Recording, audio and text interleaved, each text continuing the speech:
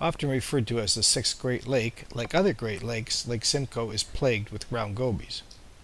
The pros and cons are debated, but the long-term effects are unknown. On some of the Great Lakes, they've been a benefit to the food web, but on Simcoe, there was already an abundance of food.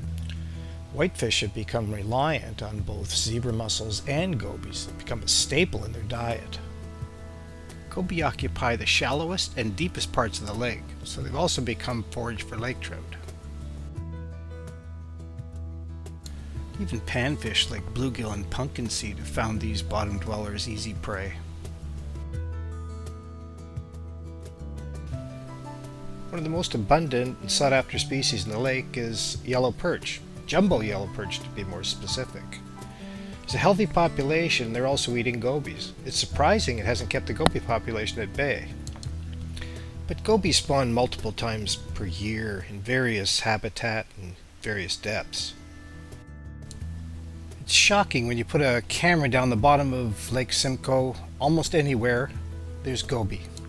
They're in the rocks, the sand flats.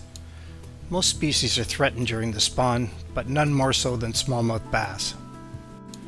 These stealth bandits lie waiting to ambush before a bass can move the first stone. This bed was being abandoned because gobies had already stripped all the eggs.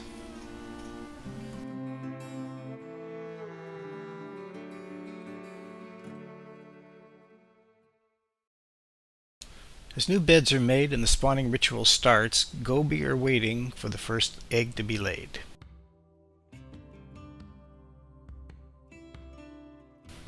Here the female's trying to deposit her eggs, and the male's doing double duty, trying to fertilize the eggs and fend off the goby.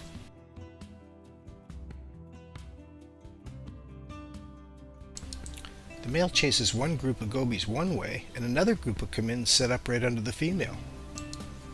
As she drops her eggs, they're sitting there waiting.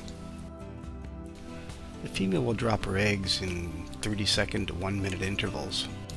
She typically drops between 30 and 50 eggs at a time. She will drop between 2,000 and 20,000 eggs depending on the size of the fish.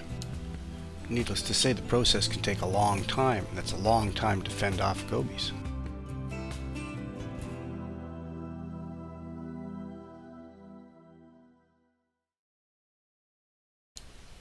Goby take on the color of their surroundings very quickly, making them the chameleons of our lakes. They have no air bladder, so they spend their whole life within inches of the bottom. They spawn about once a month from April to September. They live an average of 3 to 4 years.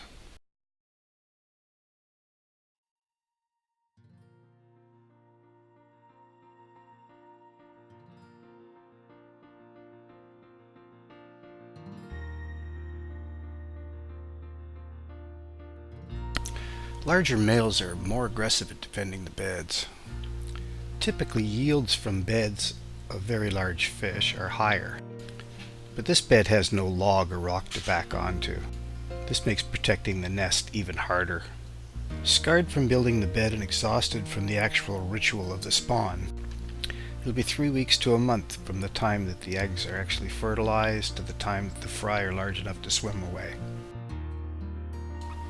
In spite of the waves of predators, particularly goby, there's still abundant fry.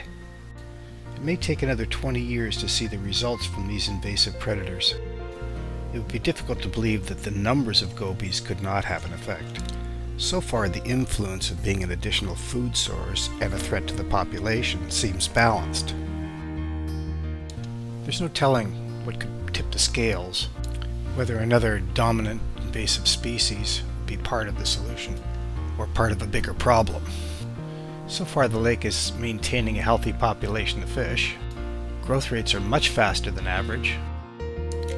Our lakes are in a constant state of change, so the future is yet to be known.